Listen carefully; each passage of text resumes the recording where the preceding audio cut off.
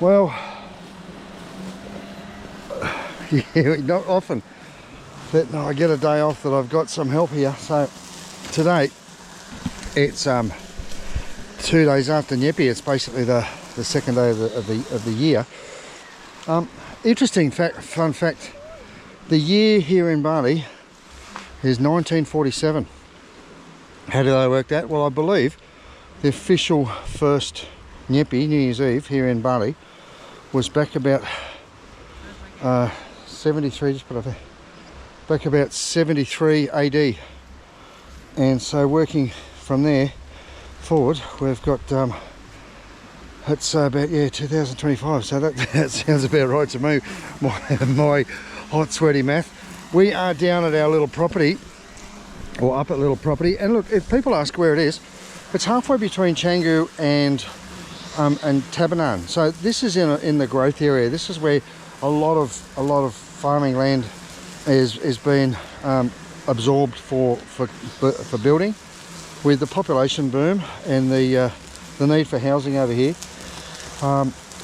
Bali's sort of undergoing a heap of changes, like everywhere in the world. Gee, Sydney isn't the same city I grew up in many years ago.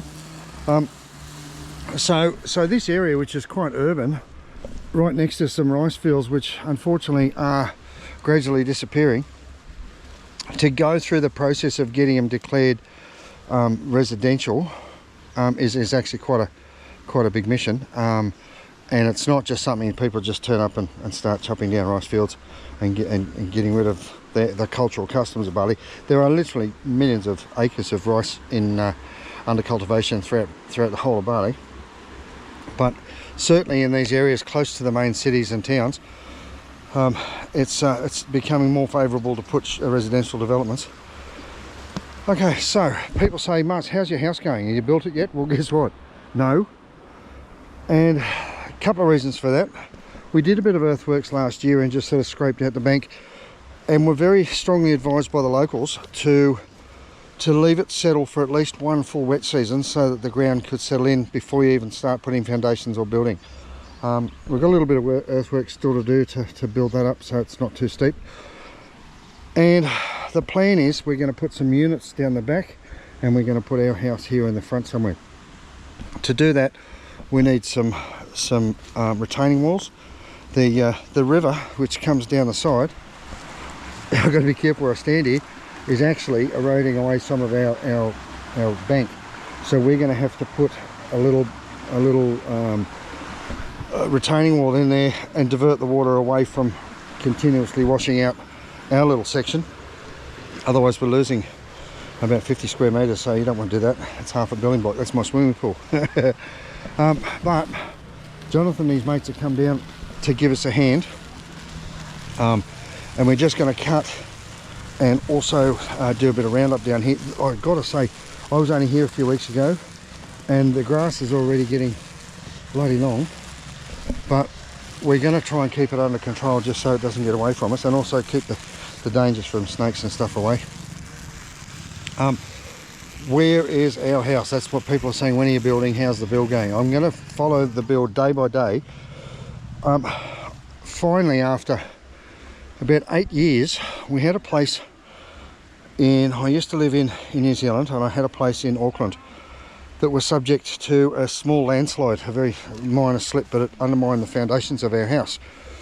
So the council deemed the house and the land unstable, made us knock the house over, and it's taken 8 years for us to do all the engineering and the legal argument to allow us to rebuild on that same bit of land. We're moving up further up the property where the land is a bit more stable, but it's taken a long time to get that through, and I'm pleased to say in the last couple of weeks we have finally got resource consent to build on the property in New Zealand. Now that doesn't directly affect Bali, but it does, because I'm using that land, I'm selling that land so we can build over here, so we can build our forever home, hopefully. and the market in New Zealand is not real good, but it is what it is. I've got to move on. So as soon as I sell that land, now we've got the dirt a bit stable. The great thing is we've had a really wet season this year, like incredibly wet, and the ground has actually shown us where the little river corslets are. There's one spot over in the backside that we knew was going to be a bit of a pain, but I'll take you over here. The water comes down off that street, gushes down this little waterfall here, which we're obviously going to have to fix up, and this is pretty much right on my boundary, but it's been rocketing down here and into that creek. So we're going to put a full drainage system down there. We're going to do another drainage system across the big wall at the back and across the other side, so that this place doesn't get waterlogged and so the land is stabilised. It takes so long sometimes to do things over here, and sometimes it's seasonal, as it is the case with the wet season here. Other times it's departmental. We're still waiting for certificates and some hard facts about where our boundaries are. Now I know one boundary because it's right here on the wall, and there was a post here that sort of fell over, so that was one. It's got a weird shaped sort of L-shaped block here, and it's hard for us to know exactly where our land starts and the neighbour's land finishes. There is a small block up near the road that's not ours, and the rest of this little bottom piece is. So we've got a bit of work to do, and it's going to start hopefully fairly soon. So I'm going to take you through the paperwork side of things as well, the resource consent, or the council and the legal side of it, because I don't know all the answers yet, but it is pretty fascinating. It's pretty interesting to try to work out and to try to understand, and something I'm going to need to know pretty quickly. So bear with us. That's our little report for the day. We're busy away losing a couple of nippy kilos. I tell you what, I had a great New Year's Eve, or nippy. It was awesome just to have a couple of days of quiet, and it was even more incredible to be able to go out into the village with the local petulant, the local head of the village, and experience it firsthand from their side of it. Just an incredible experience. So I'll keep going, leave you to it. This is our little bit of dirt.